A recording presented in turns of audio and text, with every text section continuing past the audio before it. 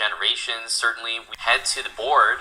Just the one match to take in, so we have our full attention here, and the moves are coming in quickly. Should be noted, bishop d3 here, not bishop c4, going one square further, which we actually saw played in that previous match against Maxime. Very interesting. So a Sicilian dragon-esque setup, I want to call it. I'm not sure exactly what variation this is, but that same pawn formation of the Maroczy, e4 and c4, controlling a key d5 square is what white aims at. Maxime rerouting the knight, opening up the bishop diagonal, but eventually wants to put that knight on a square that it can hit the white's central pawn as well as the bishop. Yeah, and often white, in playing b3, of course, you're thinking about bishop b2, but also just to strengthen the position, and you're able to play this move because of the knight on e2. So you're making use of this knight placement, guarding the knight on c3. Normally, white has to play a lot more moves, like developing the bishop, moving the rook before b3. So it's kind of an inclusion that you're taking advantage of here. And Maxime's going with that same plan that he had in his game against Jan, right? Striking with that pawn on the A line, opening up the files for his rook to eventually penetrate from. For white, it's all about trying to trade off the dark square bishops. If you can get that dragon bishop out of the board, you start making progress. The white knight wants to jump to d5, the queen landing on d2. Just the position that we have him on. Would you rather be white or black here? Well, I definitely would probably say I'd rather be white. I think I'm biased. I get into these positions more with the white pieces, so that's your answer right there. But I will say, just from a high level, I think this structure, this Maroczy structure, is one that is normally desirable in any format. And while Maxime is, more than capable of handling it, it's definitely an asset for white to have this structure. It's just very restricting to all these moves that black may want to play. So yes, the pieces are active, but structurally, I think white is always happy. And even if there's a structural change, right, where Maxime does trade this knight in the center, you can always pick it up with your e-pawn, not only opening up a bishop, but creating a backward pawn for Maxime, that e7-1, which eventually would have become a target. So Maxime, not giving that opportunity, instead trades his knight for the bishop, gets the bishop pair. But because the position still doesn't have as many open diagonals for the light squared bishop, I think we're far away from saying that is an advantage for black right now. Yeah, agreed. The sort of a cagey development here. Bishop e7, modest. Not looking for too much. Bishop to g4 would just run into f3. At the very least. I think that white also is waiting for the move e6. Like, you're almost trying to encourage this move because we've seen the weakness of a d-pawn on an open file. So the knight looks fantastic while you're so tempted to kick it out. Tanya, you're also worried that in doing so, you expose your d6 pawn behind it.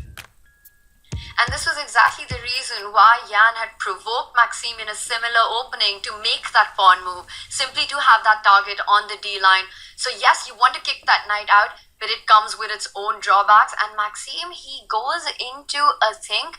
Very often it's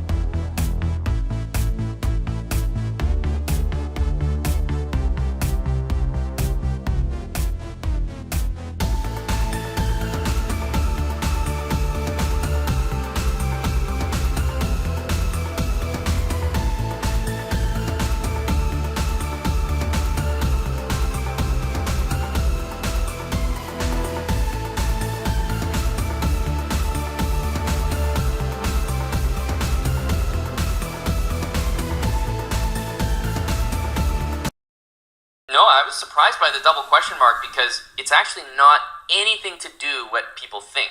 This isn't a double question mark because it's hanging a knight. In fact, I would give it a brilliancy maybe for this idea, but there's an insanely strong intermediate move that Maxime finds in seconds, and this is the knockout.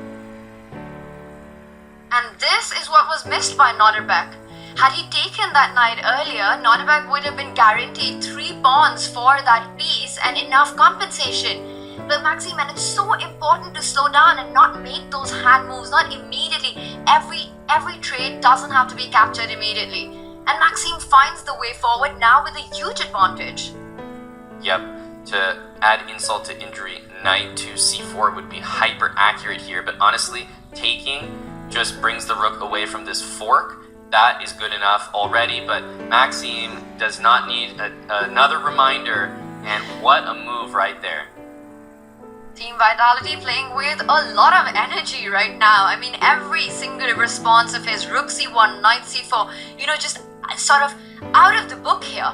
Nodirbek is not expecting any of these moves that Maxime's coming up with. Truly, this is a really, really good performance from Maxime, and he didn't overextend. He didn't do anything too crazy in this game. He just took the moves as they arrived, and that was one of the moves, the knight sacrifice, that he just saw it and said, no, okay, that does not work. And although he could have taken it for a decent position, he found the absolute best continuation. Nodirbek's got to be feeling the pressure now. You almost start thinking about, and look at that, Maxime doesn't even take a decision about his rook. It just kept hanging. It's counter offense is the best defense when you're Maxime Vachier-Lagrave. Amazing, yeah, to sit there and just play so many moves, knight, pawn, is he finally going to take it? You have a hanging rook, by the way, Maxime. I want to make sure you don't forget that. Alright, eventually he does trade it off. Now he's got a knight. I'm quickly trying to do the math. That's for 2 pawns. But there's a set of double pawns on the queen side, and that kind of takes away a lot of the compensation that Nodirbek would have had he had a better pawn formation. That's right. Yeah, it really just feels like 1 pawn for the piece, and I definitely think that with knight d6 in the position, knight d6 will guard the pawn, it'll guard e8. I think this rook is going to start making some inroads. And just picking up those pawns one by one, and there you have it. He goes with your plan, puts the knight on a beautiful square, and forces a rook trade. This is such a classy conversion, and Nodirbek Abdusattorov, has he given up? Yes, he has. Maxime Vachier-Lagrave gets the first win. Nodirbek has to win the second game on demand to force a tiebreak.